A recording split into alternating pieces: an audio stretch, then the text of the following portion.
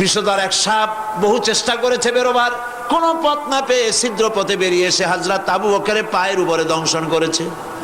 হযরত আবু বকর বিষের যন্ত্রণায় চোখ দিয়ে পানি পড়ছে, চোখের পানি দেখে রাসূলুল্লাহ ঘুম ভেঙে গেল।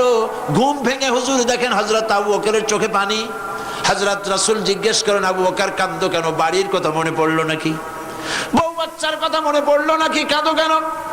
হযরত আবু বকর বলেন, ইয়া রাসূলুল্লাহ, যেই দিন কালেমা পড়ে ঈমান এনেছি সেদিন থেকে আমার জীবন, আমার স্ত্রী পুত্র পরিজনের চাইতে, আমার জীবনের চাইতে আপনাকে বেশি ভালোবাসি। হুজুর বলেন, কাঁদো কেন?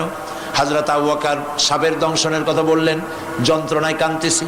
হুজুর মুখ থেকে একটুখানি থুতু মোবারক বার করে দংশিত জায়গায় লাগাই দিলেন, যন্ত্রণা বন্ধ হয়ে গেল।